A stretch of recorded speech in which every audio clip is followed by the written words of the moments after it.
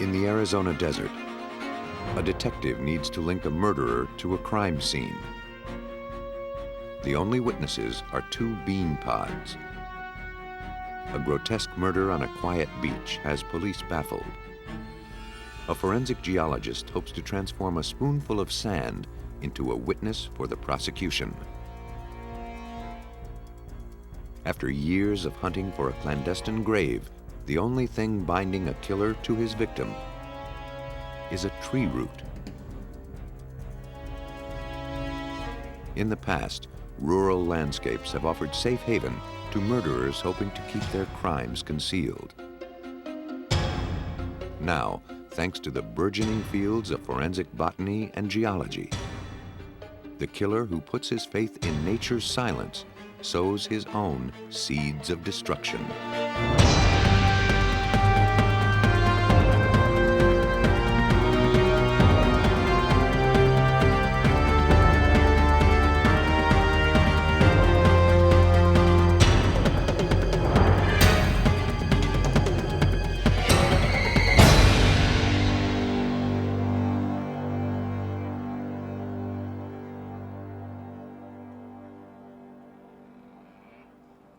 The Sonoran Desert. How many lives have been brutally ended in desolate landscapes like this one, with only an audience of trees to bear witness? Today, those unlikely observers are gaining a voice with which to expose the guilty.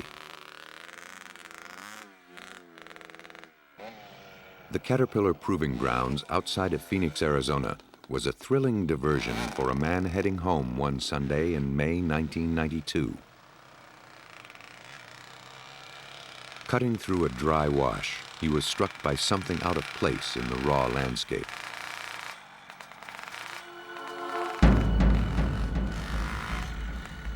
He moved in for a closer look.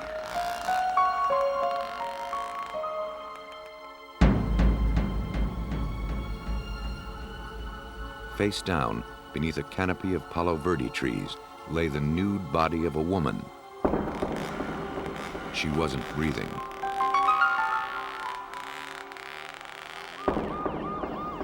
Officers from the Maricopa County Sheriff's Department arrived at the scene. From the condition of the body, it appeared the victim had been murdered within the last 12 hours. Her clothing was scattered nearby. Braided wire and shoelaces were wrapped around her wrists and ankles. It seemed the killer had spent some time with the victim before leaving her here. Detective Charlie Norton led the investigation. The victim was identified by her fingerprints as 30-year-old Denise Johnson. She'd been arrested for prostitution. Hours passed as the team pored over the crime scene. They hoped to weave tatters of evidence into the coherent narrative of a homicide. She had a white t-shirt, just an undershirt, was wrapped around her neck, and it looked like maybe she had been strangled. As the team examined the torn clothes for clues, a fundamental piece of the puzzle came like a plea from beyond the grave. The insistent beeping from a pager broke the silence of the desert.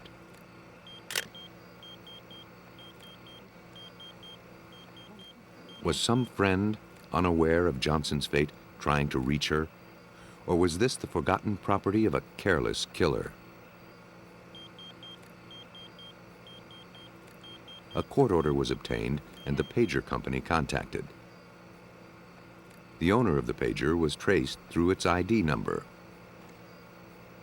The pager subscriber was a fellow by the name of Earl Bogan, and he said that his son Mark had exclusive use of the pager because he didn't have any telephone communication, and basically that was the only way that the family had to get in touch with Mark. While police processed the crime scene, a man came forward with a statement. At 1:30 the previous morning, he'd noticed something odd, a white pickup truck with amber clearance lights, whipping out of the proving grounds. The driver ran a stop sign, then flew toward the interstate. Combined with the pager information, this eyewitness testimony would give Norton a leg up on the investigation.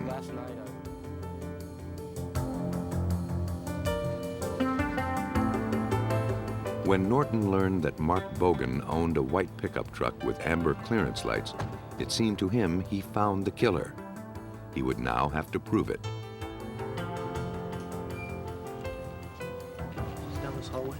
Bogan, accompanied by his wife Rebecca, agreed to be interviewed at the sheriff's department.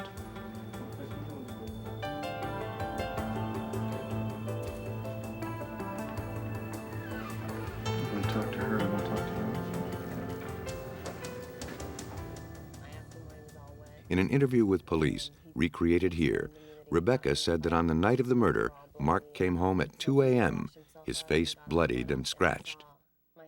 He told Rebecca he'd been in a bar brawl. But Bogan told police a different story. He claimed he'd picked up a hitchhiker who fit Denise Johnson's description and had sex with her in his truck.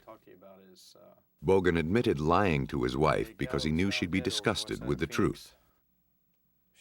The story was coming together a bit too neatly for Norton, and he wondered whether Bogan was twisting the facts to fit the evidence. And I think somebody made contact with him and told him that the sheriff's office investigators were looking for him. So I think that kind of basically tipped him off, and he came up with this story. According to Bogan, after their encounter, he and the hitchhiker argued. He ordered her out of the truck, and as she left, she swiped his wallet and pager. Bogan chased her and fought to recover the wallet.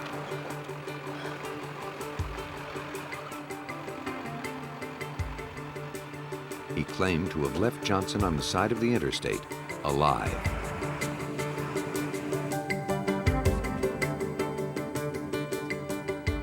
Norton suspected that Bogan was telling only half the story.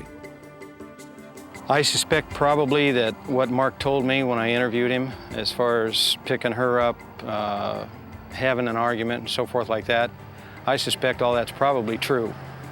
But the part that he left out is where it happened and that he ended up killing her.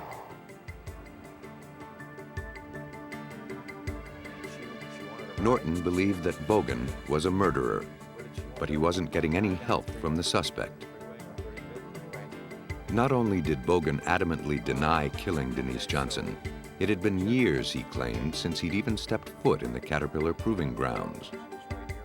Bogan's admission that he had spent the evening with Denise Johnson would, ironically, make it more difficult to prove that he had killed her.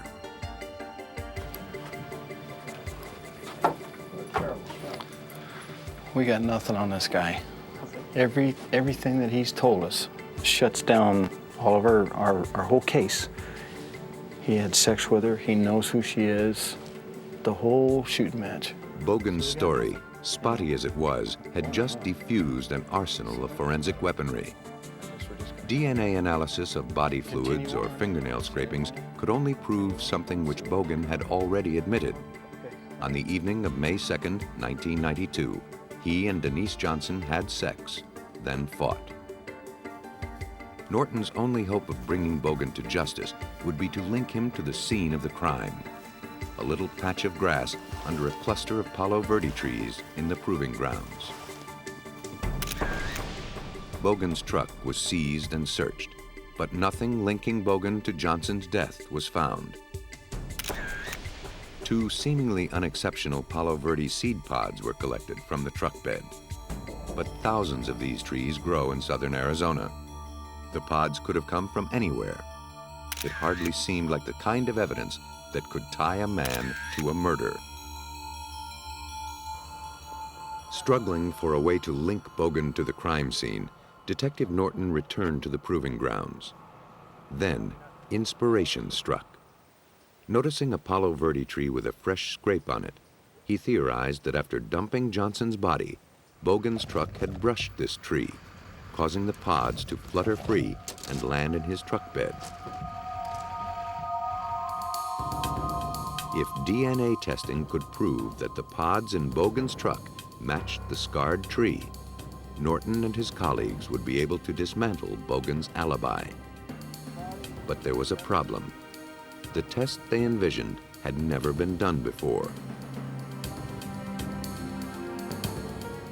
To catch a killer, Detective Norton approached Timothy Helenjaris, Associate Professor of Molecular Genetics at the University of Arizona.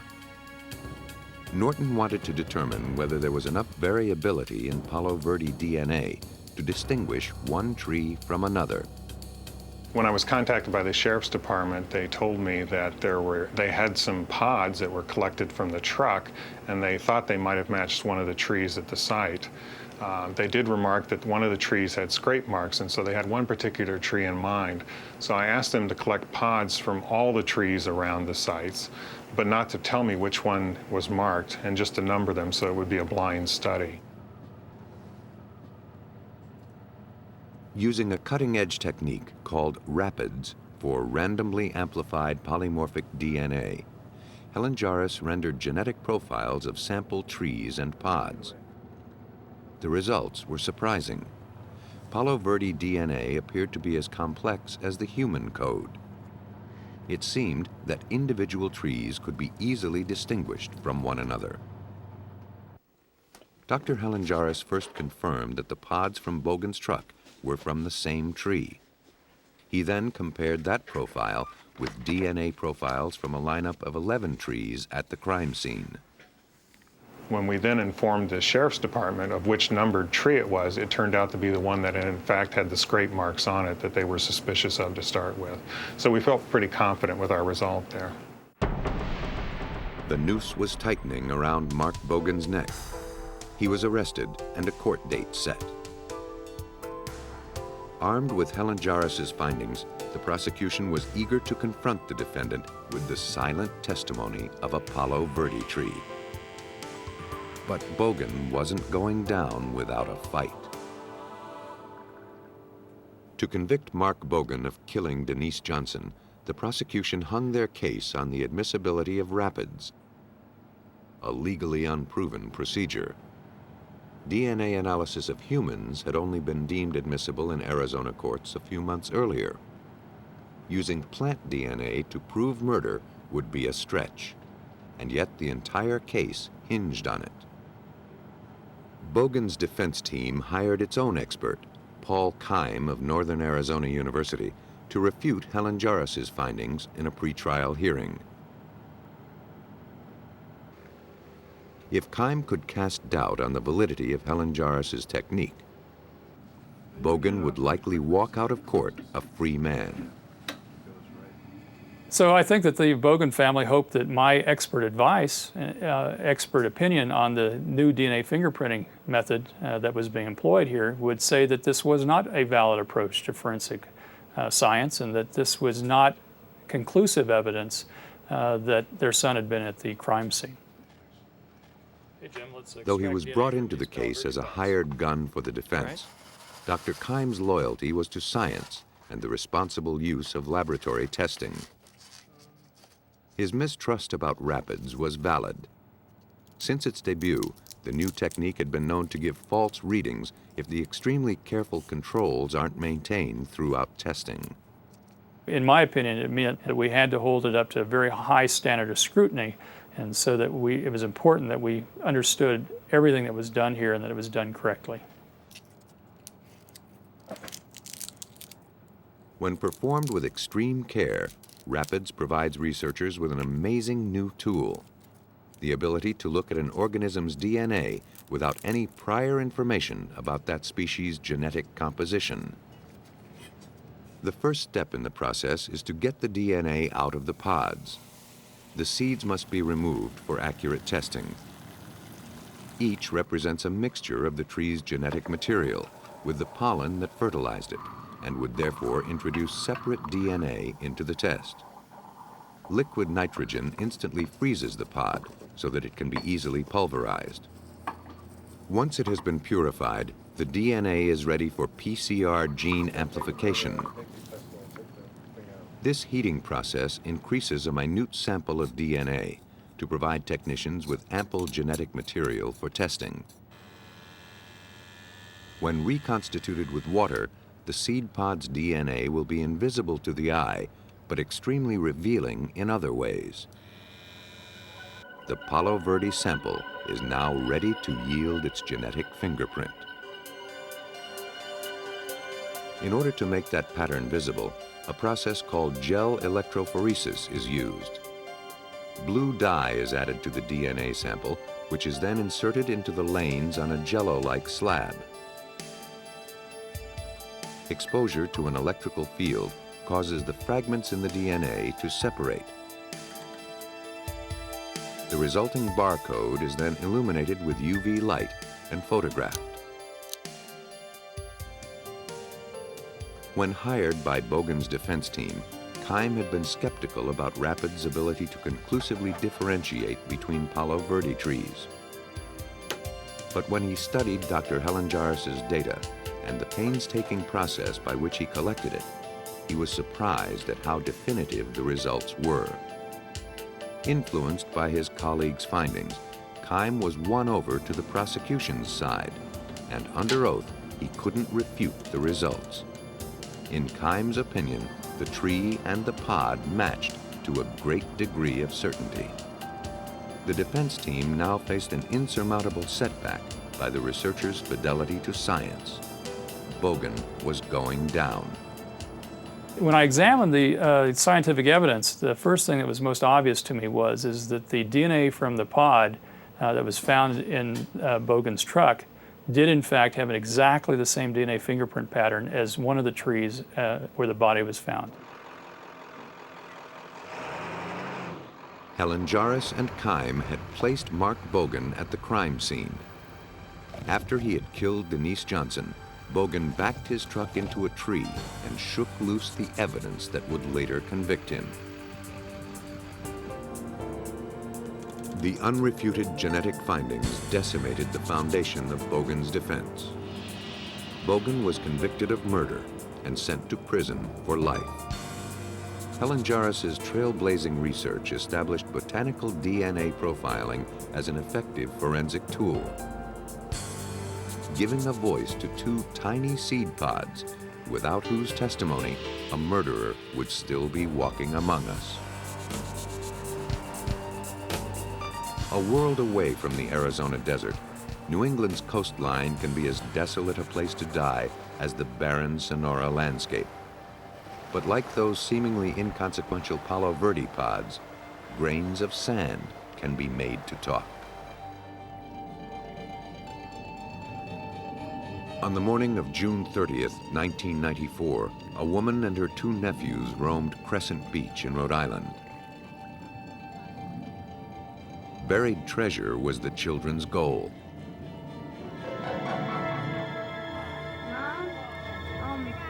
What they found instead seemed to have been buried alive.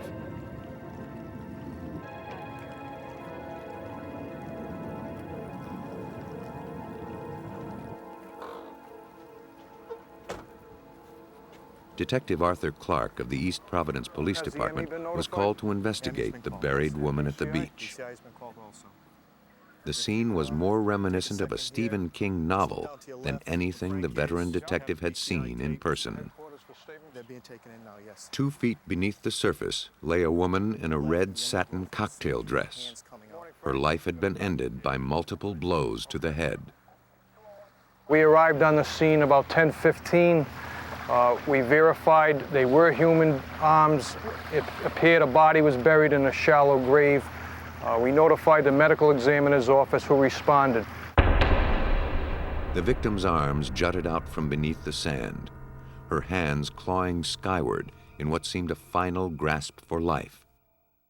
It seemed unlikely that she'd been buried alive. The medical examiner concluded that in her condition, the victim wouldn't have the strength to push her hands up through the sand. Someone had posed her into this final gesture, like a scene from a horror film. The killer seemed to be leaving a calling card, but his message was inscrutable. A circular pattern had been pressed into the sand around the body. In it lay a shattered watch face, its hands frozen at midnight. But for detectives, time raced forward. It seemed that some sort of grotesque ritual was performed here. They feared it could be the beginning of killings to come. They needed to work quickly before this killer struck again. At this early stage of investigation, vital clues might be masquerading as common trash. Cigarette butts, candy wrappers, and plastic cups were collected from the scene, along with samples of sand from both the surface and the bottom of the grave. At the time, we didn't know what was evidence and what was not. So on the side of caution, we collected what we thought could end up being evidence. Once we put the tape out, there's been nobody else in the area. But before Clark could make sense of the eerie spectacle, he'd have to learn more about the victim. He didn't have to look far. At around 8 o'clock that evening, a gentleman by the name of Christopher Hutter, who lived in Pawtucket, Rhode Island, called the Pawtucket police to report his wife missing. The missing woman was 30-year-old Kendra Hutter. From a photograph, Clark recognized her as the murder victim. According to her husband, Kendra and he had lived more like roommates than lovers. Beyond the facade of domestic contentment dwelt a loveless marriage, bound together by financial need and parental obligation. They agreed to date other people. Christopher Hutter told police that Kendra had a date the night she died. Police later learned she met him through a personal ad. The divorced white male described himself as a cheerful, attractive father. Hoping to add a dash of romance to her life, she contacted him and they arranged for a date. On the night of June 29th, Kendra scribbled the man's name and phone number for her husband. The card read, Gary. Detective Clark identified Gary as Gary Tassone, a truck driver who lived with his mother and brother in Cumberland. He told police that he'd had 3 dates with Kendra Hutter, but denied having been with her on the night of her murder. The personable Tassone did his best to help Clark, telling police that he knew Kendra and her husband were having marital trouble. He suggested that perhaps the disgruntled Christopher Hutter was the murderer. When Tassone told Clark he'd been to the beach where the body was found, Clark asked him to come to the station to continue questioning. After taking his first statement, there were several things that didn't jive. There were some inconsistencies in what he told us and what we had learned up until then. In an interview with police, recreated here, Tassone adamantly denied having been with Kendra Hutter the night of the murder. As the interview wore on, however, he revised his story. He admitted he'd been on a date with her that night, but dropped her off around 11 o'clock. But that contradicted what Kendra's husband reported. According to him, Kendra never made it home that night. As far as they could tell, Tassone was the last person to see the victim alive. The detectives pressed on. Detective Bilodeau and I spoke to him on and off for about 4 hours that evening. He never displayed any signs of emotion. He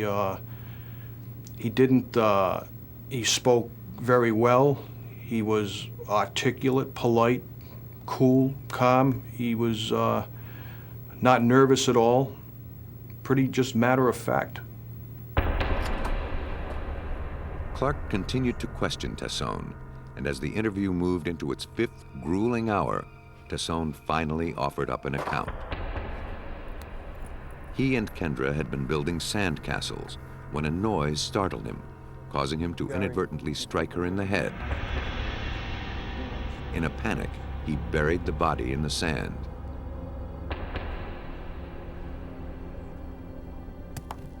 Considering the extent of Kendra Hutter's injuries, 7 strikes to the head, Clark rejected the story. There was no question in the detective's mind that the victim was killed intentionally.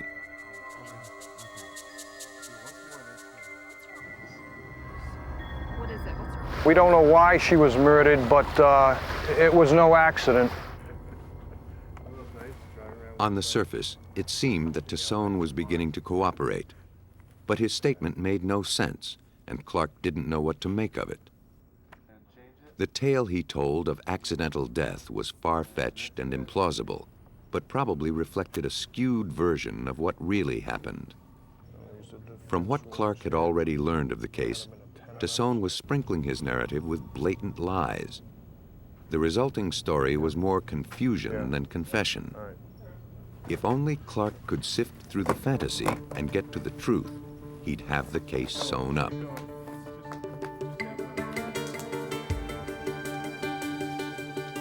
For now, Clark had to follow along and see where Tassone would take him. Under the guise of cooperation, the suspect led police to a roadside embankment where he said he ditched the shovel. It seemed like just another delay tactic, but a shovel did indeed turn up.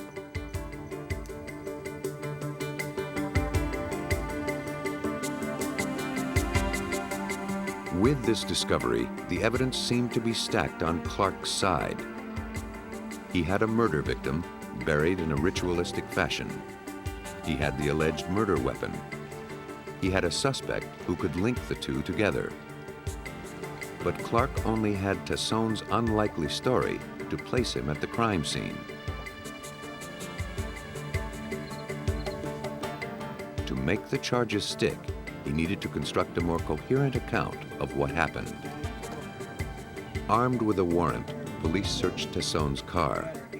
The findings were slim, amounting to little more than a scattering of sand. It seemed Clark had found all the evidence there was to find. It was time to go to court. But at the start of the criminal trial in January of 1997, Tassone began to backpedal. Claiming to have been coerced into confession in exchange for immunity, Tassone recanted his story and explained away the sand in his trunk as having come from an evening with another woman at the beach. The shovel, he said, was just a shovel. Police couldn't disprove it.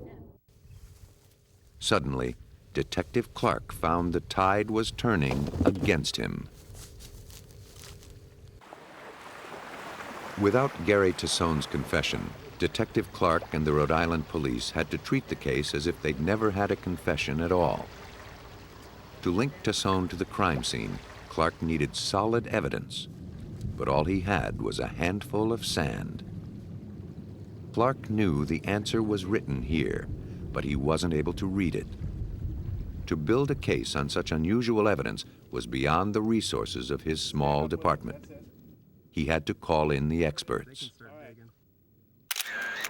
He sent the physical evidence to the FBI's forensic geology lab, the only one of its kind in the country.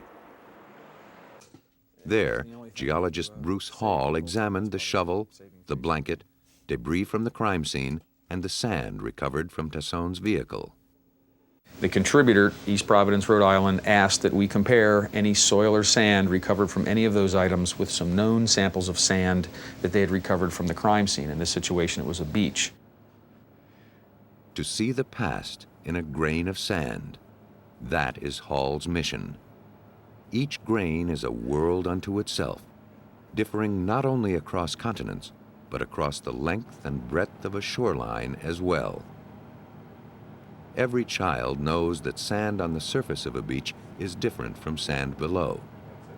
But what few criminals realize is that these differences can be measured and compared. We have known soil samples from the grave. We have some, because it is a grave, we're dealing in 3 dimensions. We have some that were taken a number of different locations on the surface of the earth. As now we have a profile, if you will. We've got a hole in the ground that may be 1, 2, 3 foot deep. We have a number of samples now from various depths. If the grains of sand found in the suspect's car came from the bottom of the excavated grave rather than the beach surface, as Tassone claimed, Hall would soon find out. To catch Tassone, Hall concentrated on the sand samples taken from the bottom of the victim's grave. If sand on any of Tasson's possessions matched it, Clark would have his case. Geologic examination takes a three-pronged approach. Samples are compared according to color, texture, and composition. The analysis begins with a careful look at color. This first test requires no sophisticated equipment, but it's essential for ruling out samples that would have no bearing on Tasson's case. We view these under a number of different lighting conditions, daylight, again, fluorescent light, incandescent light, and compare their color. This soil representing soil recovered from the shovel, dissimilar to that collected from the beach. The blanket, again, at arm's length, we can see there's a color difference. This soil did not originate from the same source as the known soil. However, when we take a look at the soil from a vehicle, they're strikingly similar with respect to color. The color comparison demonstrated that, judging from the sand grain evidence, the shovel may not have been involved in the crime. Or Tasson may have used it elsewhere before ditching it.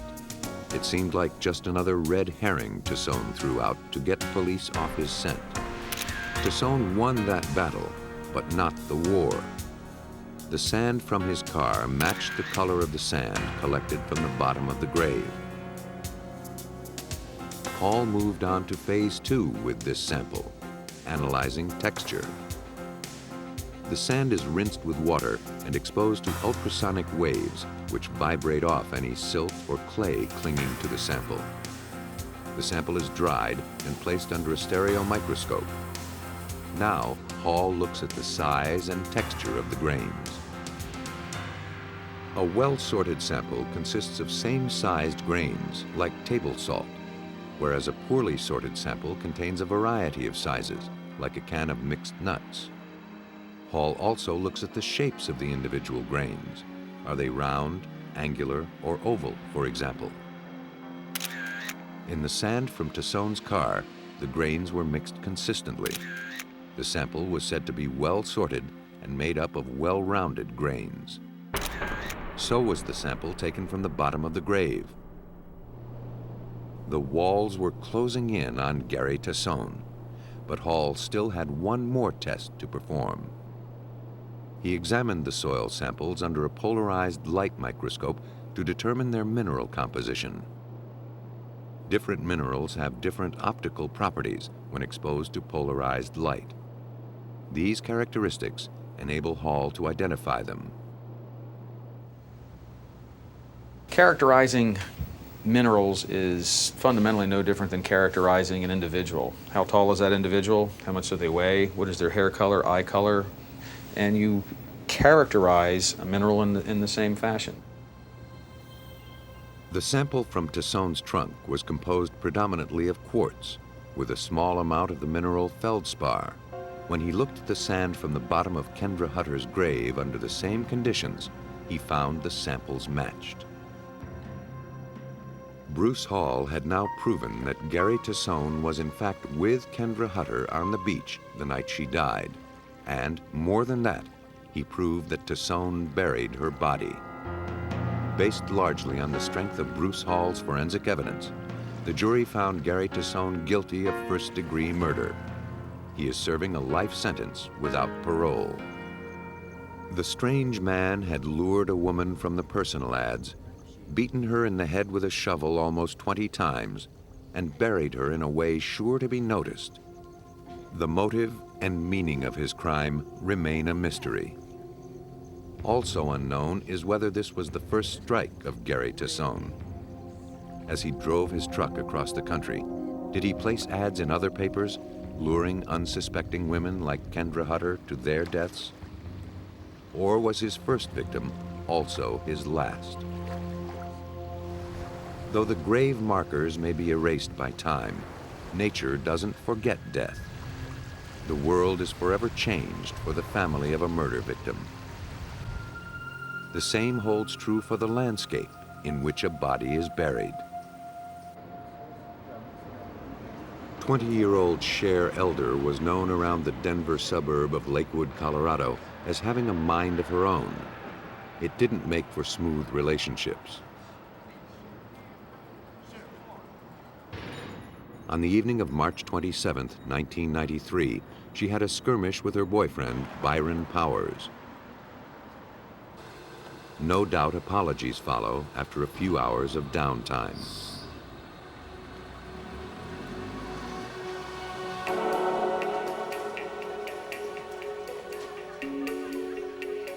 To blow off some steam, Cher caught a ride to Central City, a seedy gambling town 1 hour's drive into the Rockies.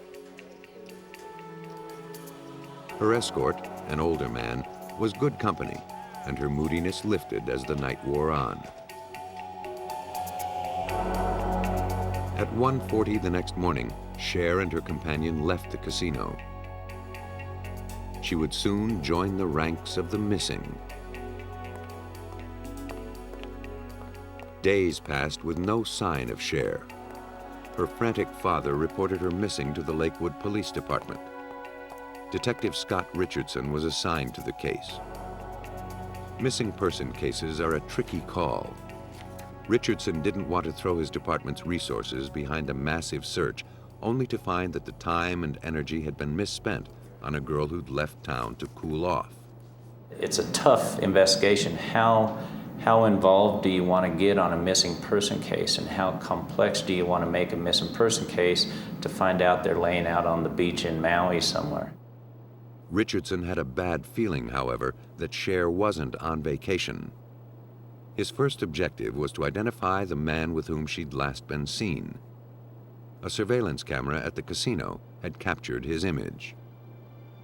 We did not know who that male was, and that was the last time she was seen alive. A friend of hers had seen her in the casino with this male. The man was identified as Thomas Luther, an acquaintance of Cher's boyfriend, Byron Powers. Cher had been introduced to the older man shortly before her unlucky gambling trip to Central City. The more he learned about Thomas Luther, the more Richardson sensed that he was no longer looking for a missing person. He was now looking for a body. In Thomas Luther, Cher had picked the wrong shoulder to cry on. A known sex offender, Luther was fresh off a 10-year prison sentence for attacking and raping a young woman. He had bragged in jail that when he got out, the police wouldn't find the next woman he killed. This time, he'd be sure to bury the body where it would never be found.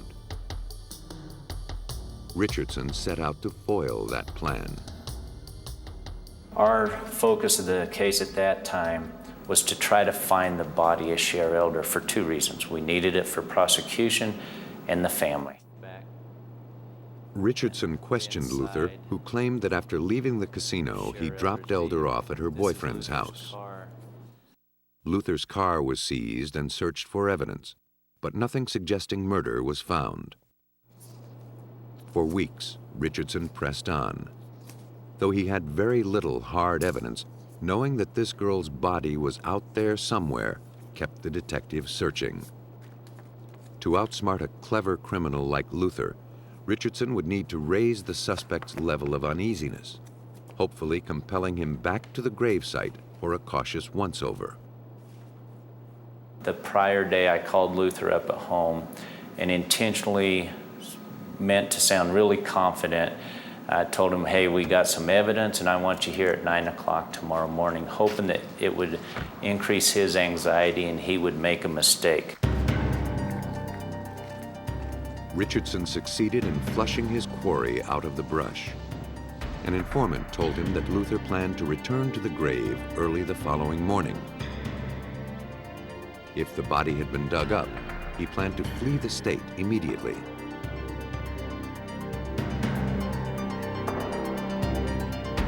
Meanwhile, undercover officers cast a wide net over the metropolitan Denver area, tailing Luther's acquaintances and scouting major roads. The morning of his meeting with Richardson, police observed a man in a car parked beside the road. Soon, police saw Luther emerge from the woods and get into the car.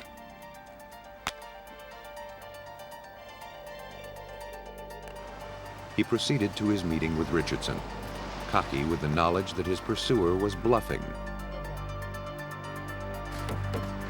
Without a body, Richardson couldn't hold Luther.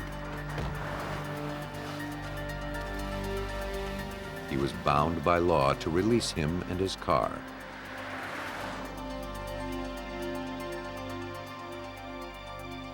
Months passed without any progress on the case. Meantime, the prime suspect moved out of state. With each passing day, the more likely it seemed that Cher Elder's demise would forever remain a secret between the killer and the victim.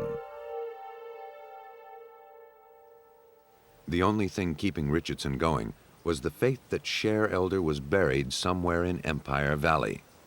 But finding her in the craggy lowland would be an arduous task. This valley is about 15 miles in length.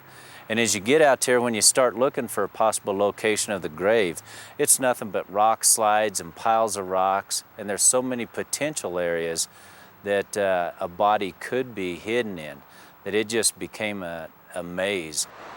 Weeks of foraging around Empire Valley left detectives empty-handed and frustrated. Finding Cher Elder's body in this rough terrain required a kind of expertise that would tax the resources of almost any police department. Was that any good? Yes. Hopefully we would. Aware that he'd reached his department's limits, Detective Richardson was running out of options. But he wasn't quite ready to throw in the towel. The relentless detective had one final inspiration. He contacted NecroSearch, an elite corps of scientists that uses a wide range of disciplines to locate clandestine graves. NecroSearch exists because a group of law enforcement officers and scientists got together and figured there had to be a better way to find murdered or buried people and evidence. Towards that goal, NecroSearch has assembled leading scientists from all over Colorado, comprising 15 specialties, including botany, geology, geophysics, forensic anthropology, and entomology. 53972. The fundamental premise of NecroSearch is that buried bodies change the ecosystem around them forever. The soil above a grave may sag under rain or snow. Specific vegetation may flourish on the decomposing body. 53969. Insects and scavengers arrive. This is a case of a lifetime. This took everything that we had, everything that we could use of other sources from other agencies. That's why NecroSearch was requested to come in and assist. It was real simple. We're a largely populated community here. We're in the metro Denver area. We don't have expertise in going out looking for graves. We don't have very many graves dug in the city. So far, the all-volunteer NecroSearch team has participated in over 100 cases in 30 states and 7 countries. The group convenes monthly to review potential cases. For most petitioners, like Detective Richardson, NecroSearch represents a final glimmer of hope. I was asked by NecroSearch to come to their meeting and present the case to see if it was something that NecroSearch could assist me in. And so the case presentation was made to NecroSearch at that time. And boy, they asked me questions that I'd never thought of, such as what color was the dirt on Luther's pants when he came to get his car, because that may indicate he crawled out of a mine shaft or he may have been in a sand pit. And it was pretty apparent right then that when I contacted NecroSearch, these are the people that can help me because they have the experience in trying to locate a grave. The rocky terrain hampered the endeavor, making disturbances in the soil difficult to spot. The team probed the earth for clues undetectable to the human eye. On the geology side, we're looking for disturbances in the layering. And everything is layered. You wouldn't think so, but you come out here, you dig down a few feet, you'll find various layers within the rock, or within the soil. And we're looking to see where that's been disturbed. ground sweeps, aerial searches, and infrared analysis ruled out many potential grave sites. But still, as the months passed, no body was found. It seemed like Thomas Luther's boast about outsmarting police was coming true. In late January of 1995, a tip led Detective Richardson and NecroSearch to a steep, piney slope off the highway. Rocks covered most of the area. A grave could be disguised anywhere. NecroSearch did some preliminary testing of the location, but were shut down because of weather. It was now nearly 2 years after Cher's disappearance. You don't like me and I don't like you, and that ain't no... Then a crucial break came. Byron Powers, Cher's boyfriend, landed in prison for assault. It seemed Cher had a fatal lapse of judgment in her choice of companions. In an effort to lessen the charges against him, Powers dangled a piece of information in front of the police. He said he knew that Luther had killed Cher Elder, and he knew where he'd buried her body. Powers had been there about 3 weeks after Cher's death to help Luther better conceal the grave.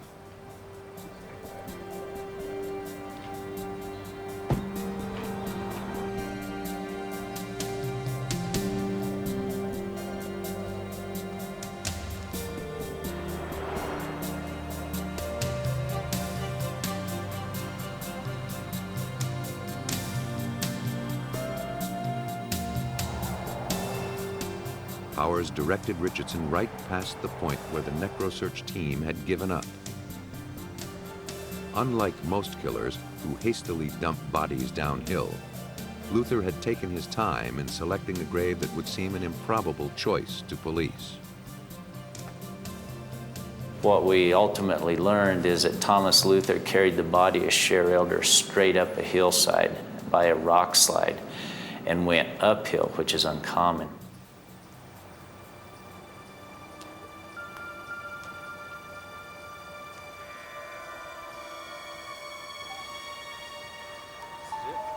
The pile of rocks that Powers pointed out was less than a foot from the place that Richardson and NecroSearch had been testing shortly before the weather had forced them to quit. We were 2 inches from the body of Cher Elder when we quit digging the first time. We went back, excavated to remove the body of Cher Elder.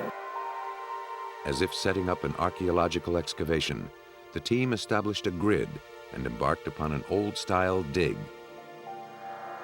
Laboriously, the team scraped soil 10 centimeters at a time.